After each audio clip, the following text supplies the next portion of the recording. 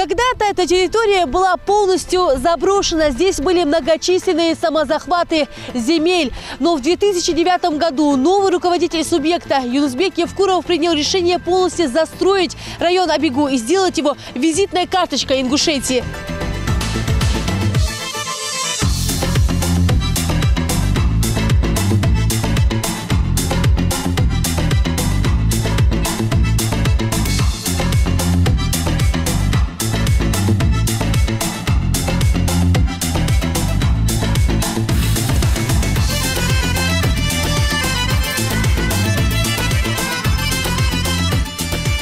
Федеральная трасса «Кавказ». Каждый день по ней проезжают тысячи машин. Их встречают многочисленные объекты, которые построены за последние годы. История этих мест берет начало в глубокой древности, еще со времен заселения ингушами этой плоскости. В XIX веке на этом месте проходили народные собрания, обсуждались важные события и принимались судьбоносные решения. И в честь этих событий территория увековечена в истории как Курган Абигу. Этот район свое название получил благодаря вот этому кургану Абигу, исторический археологический памятник. С ним у ингушей связано очень много, ведь именно здесь в 90-х годах было озвучено, что ингуши обрели свою государственность. Закон Российской Федерации об образовании Ингушской Республики в составе Российской Федерации. Статья 1. Образовать Ингушскую республику в составе Российской Федерации. Вопрос о Чеченской республике решить после урегулирования кризисной ситуации в республике.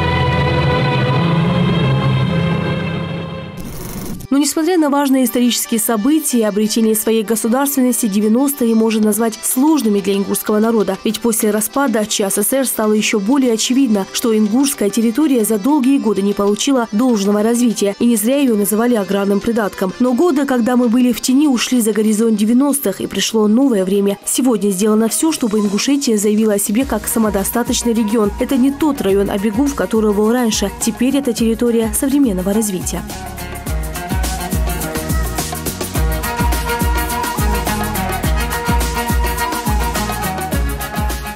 Говорят, нет будущего у того, кто забыл свое прошлое, а у нашего народа оно было поистине впечатляющее. Мемориал памяти и славы, краса и гордость ингушского народа, исторический комплекс, своего рода музей под открытым небом. Здесь на мемориальных плитах высечены имена герои Советского Союза, герои Новой России, а в самом центре комплекса памятник последнему защитнику Брестской крепости Уматгирею Барханоеву. Первый исторический объект на мемориале памяти и славы появился 23 февраля 1993 года. Мемориал «9 башен», посвященный 53-й годовщине со дня депортации ингушского народа в Казахстан и Среднюю Азию. Памятник представляет собой 9 ингушских башен, скрепленных колючей проволокой, символизирующих количество депортированных народов. Высота исторического комплекса – 25 метров.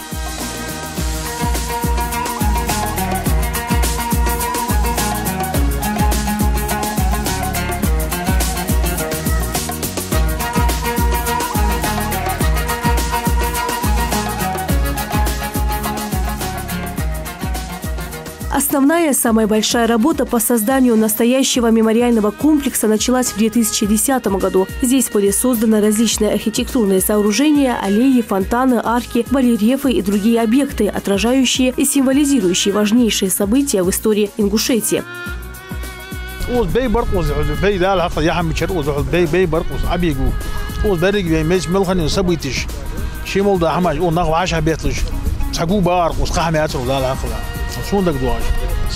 Почти 50 лет.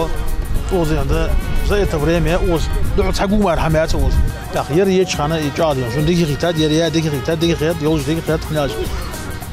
суббота, воскресенье.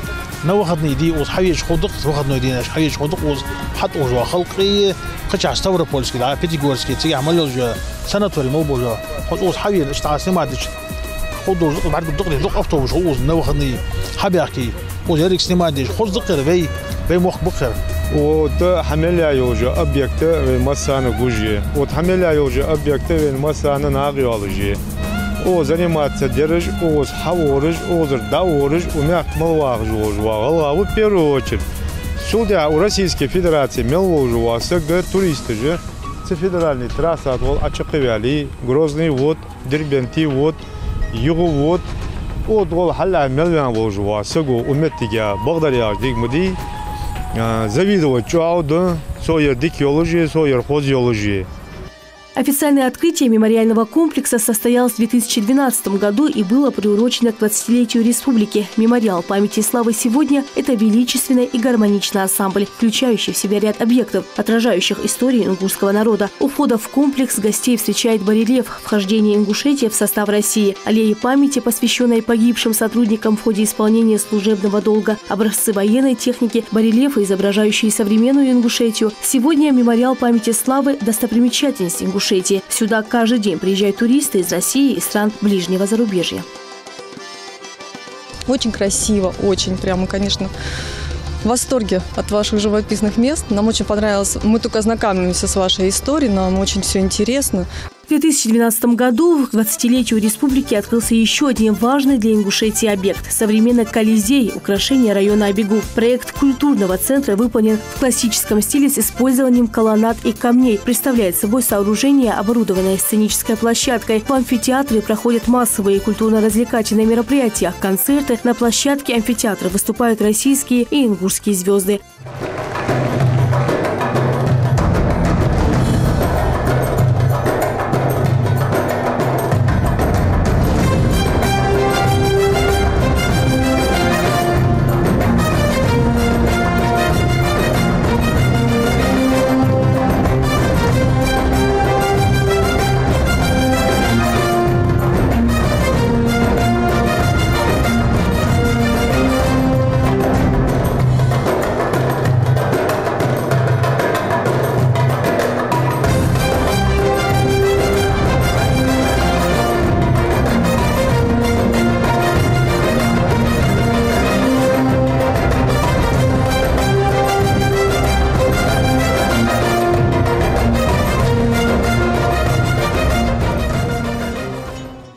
Такие масштабные проекты, безусловно, объединяют. Каждый год в месяц Рамадан здесь собираются жители для массового разговения. Традиционно проходит вечер нашидов.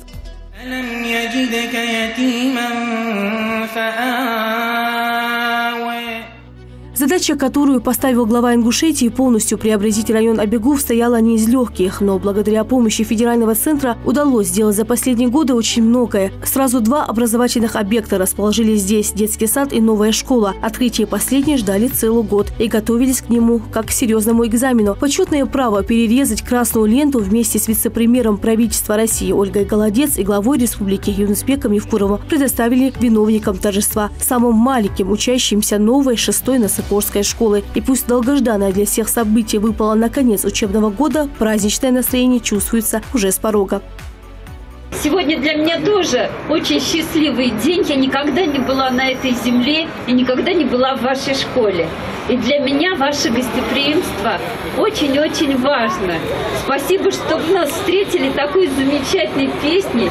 Спасибо большое. Скажи, пожалуйста, только как тебя зовут? Хамхоева Имана. Имана, ты замечательно просто поешь, ты звезда, мы будем за тебя болеть, если ты будешь выступать в любой программе. Спасибо большое. Я надеюсь, что у каждого, ребята, из вас есть какие-то таланты, которые вы сможете проявить. И ваша новая школа вам в этом поможет. Все правительство России, все правительство вашей республики заботиться о том, чтобы у вас были хорошие условия для вашей учебы. Сейчас я надеюсь, что вы мне покажете вашу новую школу. И я надеюсь, что действительно в этой новой школе никаких двоек не будет. Вы будете учиться только на 5 и 4. Хочу сказать, в первую очередь, строителям большое спасибо, которые построили этот замечательный храм знаний. Я хочу пожелать вам, ребята, действительно хорошо отдохнуть и с новыми силами, с новым желанием прийти 1 сентября в эту школу для того, чтобы получать знания, хорошие отметки, радовать своих родителей и учителей. Ну и пожелать учителям, чтобы действительно в этой школе всегда царил дух образования, просвещения, радости, чтобы ребята, приходя сюда, всегда стремились возвратиться, понимая, что для них это тоже один из родных домов, где они не только получат знания, но они получат то воспитание, которое их сделает достойными гражданами нашей страны. С первого дня пребывания в должности главы республики одной из самых важных стратегических задач, которые я для себя ставил, это было 2 направления. Это образование и здравоохранение. И сегодня так получилось, что мы открываем и школу, которая предназначена для наших детей, и детскую клиническую больницу, которая предназначена для наших детей. Вот то, что мы сделали за последние буквально 4 года, такой серьезный прорыв в ликвидации трехсменки и двухсменки, и в ликвидации очередей дошкольных учреждений, в этом огромная заслуга и главная заслуга Ольги Юрьевны Голодец. Она лично, как вице-премьер, курирует это направление.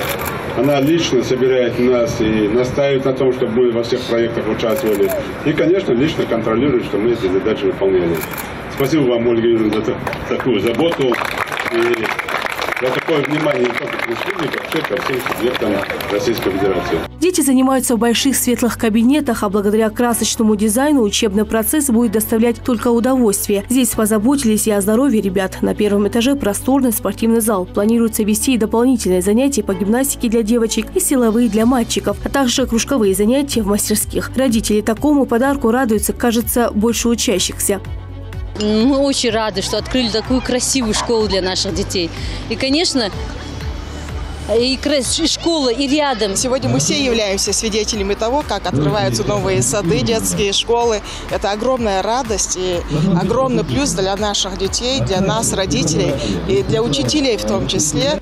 Еще один важный объект, построенный при помощи федерального центра, стало открытие арены ЭРЗИ. Его открытие действительно было неожиданным для многих, ведь для Северного Кавказа традиционно велик интерес к единоборствам и футболу, но собрать команду удалось быстро. Стук клюшек по льду вместо аплодисментов. Такого в республике и представить не могли. Каток тогда здесь видели только по телевизору. Работы по строительству здания велись чуть больше года. На пустыре появилась новая хоккейная арена и, безусловно, гордость республики. Настроены победить, только победить. Готовились, старались, хорошо тренировались, упорно. Только победить настроен. Ледовый дворец Ингушетии построили по федеральной программе развития физкультуры и спорта. Еще одно важнейшее открытие – украшение района Обегов – Республиканский клинический перинатальный центр. Это уже 15-е по счету медицинское учреждение подобного рода, которое открыли в стране. Выступая перед собравшимся, Вероника Скворцова отметила, что за 1,5 года ингушским медикам удалось снизить младенческую смертность на 20%. Это, по ее мнению, один из лучших показателей развития региональной системы здравоохранения. У нас есть все, дорогие друзья, чтобы здесь рождались здоровые дети, даже рожденные с низкой массой тела по каким-то обстоятельствам, которыми сталкиваются мама и папа этого еще нерожденного ребеночка. От всей души вас еще раз поздравляю, желаю вам всего самого доброго и успехов нашему перинатальному центру. Я уверен, что это праздник и для мужчин Ингушетии. Почему? Потому что в этом храме будет сохраняться здоровье ваших любимых, которые будут вам приносить и выносить из данного храма новых членов вашей семьи, новых членов вашей республики и Российской Федерации. Дай Бог вам всем здоровья крепкого, успехов в вашей нелегкой, но очень нужной работе. С праздником вас, дорогие! Мне хочется, чтобы этот центр стал по-настоящему региональным, чтобы сюда приезжали лечиться и получать Вот то обслуживание, которое здесь проводится, женщины с разных регионов нашей, по крайней мере, Северо-Кавказского федерального округа. И если вы правильно эту работу поведете, поверьте, вы будете на высоте. Возможности перинатального центра позволяют медикам оказывать высококвалифицированную медицинскую помощь детям с экстремально низкой массой тела. 6 реанимационных залов готовы одновременно оказывать всю необходимую помощь новорожденным с различными патологиями. Здесь имеются современные высокочастотные аппараты, которых раньше в республике не было. В отделение часто поступают дети с весом 780 грамм. Он у нас выхаживается в инкубаторе, так называемый кювез, который поддерживает и влажность, и температуру ребенка. Он у нас вентилируется через аппарат искусственной вентиляции. Он родился в крайне тяжелом состоянии. Мы его реанимировали. С момента поступления там есть положительная динамика. Сейчас мы потихоньку уходим от кардиотонической поддержки. Как только состояние маленьких пациентов стабилизируется, их переводят в отделение патологии новорожденных и недоношенных детей. 25 палат и 30 коек, плюс 2 врача узкой специальности, которые в случае необходимости могут провести хирургическое вмешательство. Здесь также есть все необходимое для выхаживания детей, комфортные температурные условия и охранительный режим, а именно щадящие медицинские манипуляции, сокращение количества различных процедур и снижение шума. Предусмотрено и совместное пребывание ребенка с матерью. На совместном могут находиться дети, которые держат все параметры жизненно важных органов, и дети, которые выхаживаются в кювезе, что раньше было невозможно, потому что в каждой палате подведен кислород, можно даже неинвазивную респираторную терапию провести. Здесь рядом расположилась детская республиканская клиническая больница, которая, несомненно, стала знаковым и даже стратегическим объектом. В сегодняшнем мире все зависит и от рук врачей, но и от той техники и технологии, которые есть в его распоряжении. Здесь очень много молодых докторов, очень много тех ребят, которые еще только учатся, и даже есть подрастающее поколение, которые, как нам кажется, хотят быть врачами. И это замечательно, потому что здоровье нации – это самый главный показатель уровня жизни населения. Поэтому я желаю всем добра, счастья и здоровья. Вам желаю профессионального роста, счастья, ну и, конечно, чтобы всегда наши дети были здоровы и приходили к нам только для профилактики. Ну а если все-таки понадобится помощь, я уверен, что вы, такой профессиональный коллектив, сделаете все от вас зависящее, используя современные технологии для того, чтобы или вернуть, или восстановить здоровье, или же поддержать его. Спасибо еще раз большое, всех с замечательным праздником. В этой больнице, конечно, будет работать тот персонал, который работал в районах, городских больницах. Там мы высвобождаем помещения. Я вас всех поздравляю. И убедительно прошу, еще раз прошу. Просто будьте самыми хорошими. Договорились? Надеюсь. Спасибо. В сессионных условиях раньше находились не только пациенты, но и врачи. О больших и оснащенных кабинетах здесь только мечтали. Во время строительства новой больницы все чаяния и пожелания медперсонала были учтены. У нас очень просторное отделение. У нас палаты 1, 2, максимум 4-местные. У нас отдельные процедурные кабинеты, много подсобных помещений. Условия, конечно, не сравнить. На первом этаже детской республиканской клинической больницы разместили сразу 3 отделения. Приемное, травматологическое отделение, клинико-диагностическая лаборатория. Этажом выше – лор-отделение и детская хирургия. Здесь, по последнему слову техники, оборудована 1 большая и 2 маленькие операционные. На входе в каждую из них установили бесконтактные двери для стерильности, чтобы после обработки рук специальным раствором не касаться стен и других предметов. Дальше мы не будем проходить. Почему? Потому что у нас там зона стерильности, там у нас материал уже готовый, стерильный на операционную, поэтому подготовленный на сутки стабильно, то есть при больших, может быть, массовых поступлениях где-то готов на сутки. У нас есть, в принципе, и аккумуляторы находятся в самом аппарате, и у нас есть бесперебойное питание станция. Поэтому максимально, то есть если будет какая-то катастрофа, выключат свет, мы сможем дальше оперировать. Больница рассчитана на 200 обычных коек, плюс 15 реанимационных. Набором будущих сотрудников руководство медучреждения занималось вплотную еще задолго до открытия. Специально для этого был проведен строгий отбор. Сотрудники, которых мы отправили заранее на обучение, которых мы подготовили, это центральное стерилизационное отделение, мы специалистов подготовили, физиотерапевтическое отделение, мы специалистов подготовили. И сейчас мы планируем отправить специалистов на подготовку, на рабочие места в другие регионы и субъекты нашей большой страны.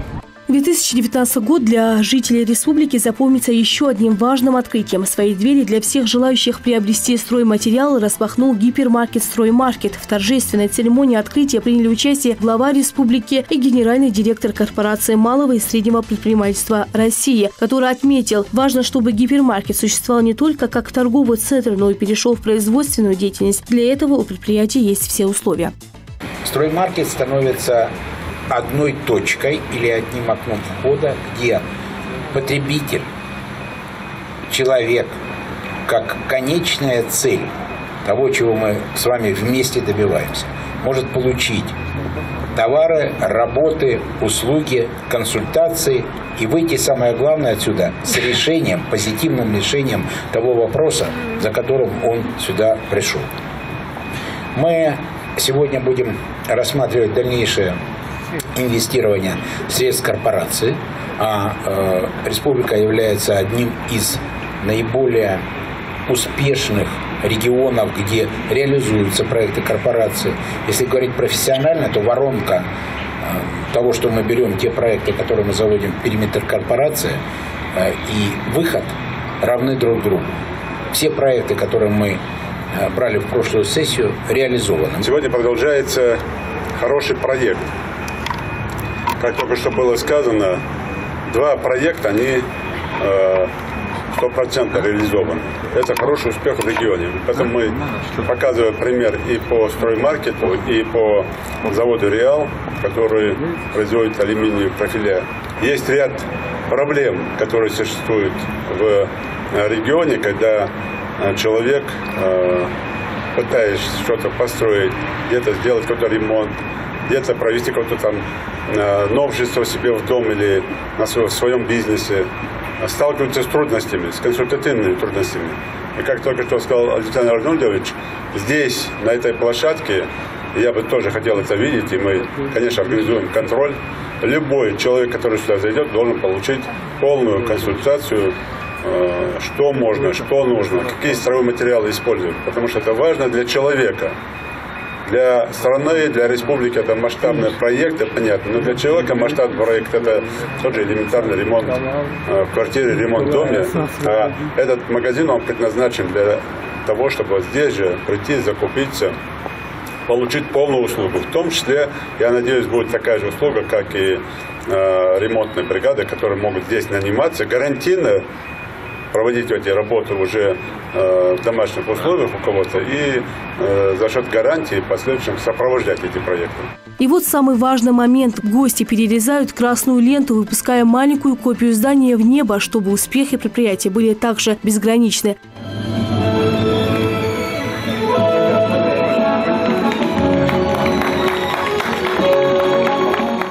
Проект гипермаркета реализован на собственные средства с привлечением частных инвестиций в размере 1 миллиард 447 миллионов рублей и является самым крупным стройкомплексом не только в Ингушетии, но и в СКФО. Начиная от гвоздей и заканчивая мебелью, в производственно-торговом павильоне представлен огромный выбор продукции европейского и отечественных рынков, строительных и отделочных материалов.